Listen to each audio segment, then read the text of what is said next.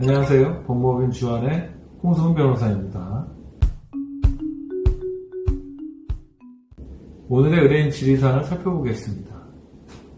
오늘의 의뢰인은 배우자와 재산분할은 대략적으로 협의가 가능하다고 합니다.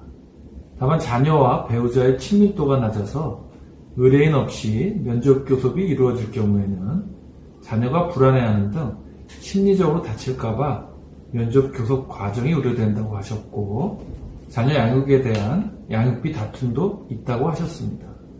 이 경우에 적절한 진행 방법에 대해서 문의하셨습니다.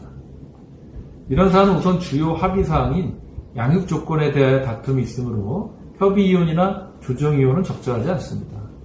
이혼 재판을 진행해야 사안으로 판단되는데요.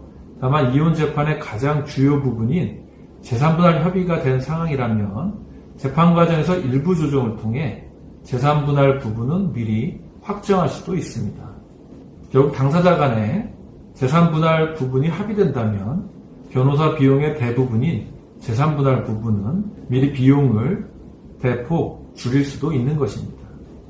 특히 협의이혼 시 배우자가 약속과 달리 재산분할 이행을 하지 않는다면 낭패인데요. 이혼 이후 다시 재산분할 심판을 청구해야 하는 답답한 상황이 될 수 있기 때문입니다. 이 일부 조정 등을 통해 조정조서로 재산분할 조건을 확정해 놓는다면 이후 배우자가 이를 불이행할 경우에도 별도의 재판 청구 없이 조정조서로 재산분할에 기한 이전 등기 등을 강제 집행할 수 있는 실익이 있습니다. 양육비는 부부의 각 소득 수준, 자산 정도, 자녀의 연령, 자녀의 수, 기타, 자녀의 교육적, 거주적 사항들을 고려하여 심리를 진행하게 됩니다.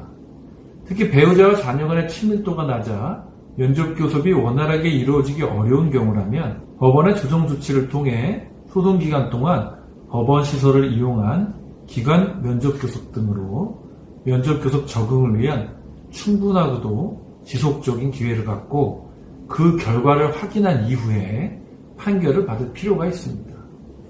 특히 기간 면접교섭은 면접교섭 과정에서 법원이 관여하게 됩니다. 배우자도 법원에서는 진심으로 노력하는 모습을 보일 수밖에 없을 것인데요. 이에 더하여 적절한 심리치료를 병행하여 자녀의 심리적 개선 상황을 확인하고 위 소견서를 재판부에 제출하여 반영된다면 현 자녀 상황에 맞는 적절한 면접교섭 결정을 받을 수 있게 됩니다. 위 사안은 결국 이혼 재판을 진행하되 재산분할 부분은 우선 일부 조정을 통해 조정조서로 확정해야 합니다.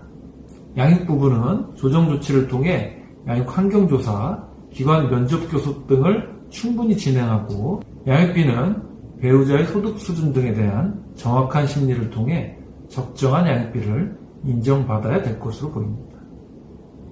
결국 자녀에 대한 양육 조건은 충분한 심리 이후에 결정을 받되 재산분할 부분은 당사자 간의 합의를 이루어 미리 일부 조정하는 것이 경제적으로나 재판 스트레스 측면에서나 가장 적절한 판단으로 보입니다.